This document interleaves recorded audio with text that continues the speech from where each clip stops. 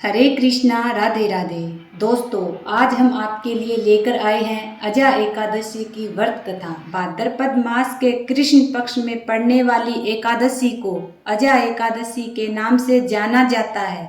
इस दिन व्रत रख कर भगवान हरि विष्णु की विधि विधान से पूजा करने का विधान है।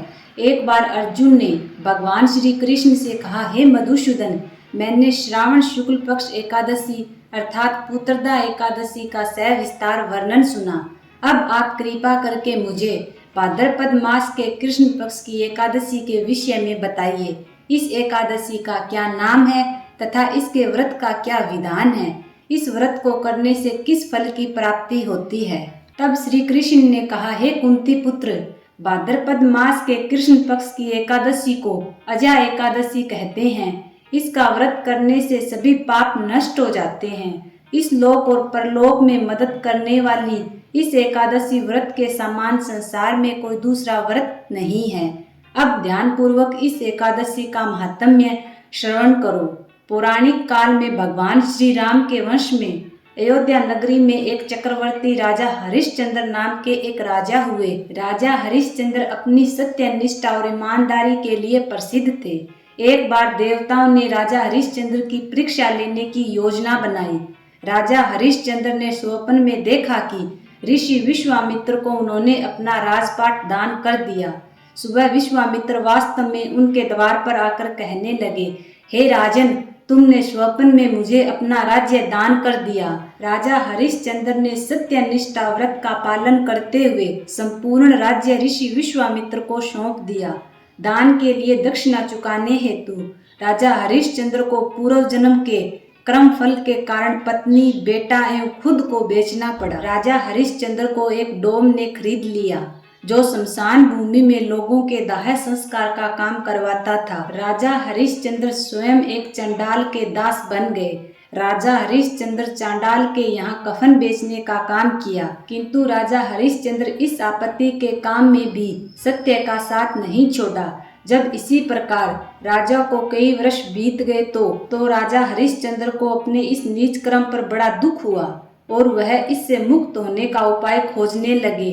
वह संदेह इसी चिंता में रहने लगे कि मैं क्या करूं, किस प्रकार इस नीच कर्म से मुक्ति पाऊं। तभी एक बार की बात है कि राजा हरिश्चंद्र इसी चिंता में बैठे थे कि गौतम ऋषि उनके पास पहुँचे।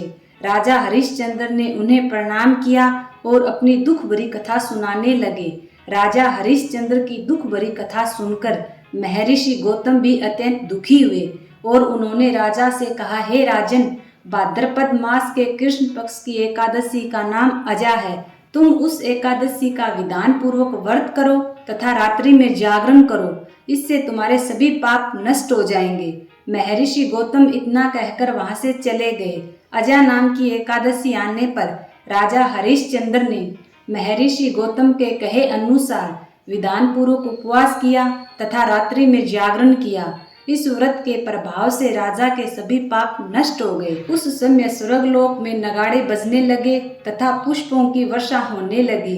उन्होंने अपने सामने ब्रह्मा, विष्णु, महेश तथा देवेंद्र आदि देवताओं को खड़ा पाया। राजा हरिश्चंद्र ने अपने मृतक पुत्र को जीवित तथा अपनी पत्नी को राजसी वस्त्र तथा आभूषणों से परिपूर्ण देखा। व्रत के प्रभाव से राजा हरिश्चंद्र को पुण्य अपने राज्य की प्राप्ति हुई। ऋषि विश्वामित्र ने राजा हरिश्चंद्र की परीक्षा लेने के लिए ये सब किया था, परंतु अजा एकादशी व्रत के प्रभाव से ऋषि विश्वामित्र द्वारा रची गई सारी माया समाप्त हो गई और अंत समय में राजा हरिश्चंद्र अपने परिवार सहित स्वर्गलोक को गया।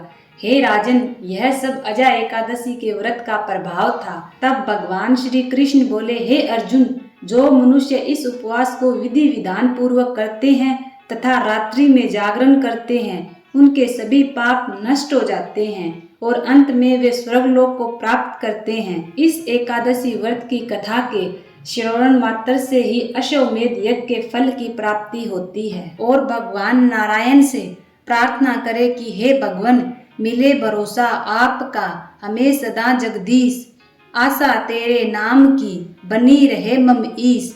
विद्या बुद्धि तेज बल सबके भीतर होए, दूध पूत धन धान्य से वंचित रहे न कोई। हे प्रभु नारायण आप हो सबके पालनहार, क्षमा करो अपराध सबके, सबको कर दो भव से पार। बोलिए विष्णु भगवान की जय हो। तो दोस्तों ये थी भाद्रपद मास के कृष्ण पक्ष में आने वाली अजा एकादशी व्रत की कहानी। ये कहानी आपको कैसी लगी कमेंट बॉक्स में लिखकर जरूर भेजें। साथ ही साथ हमारे इस चैनल को सब्सक्राइब करना न भूलें। आप सभी का धन्यवाद।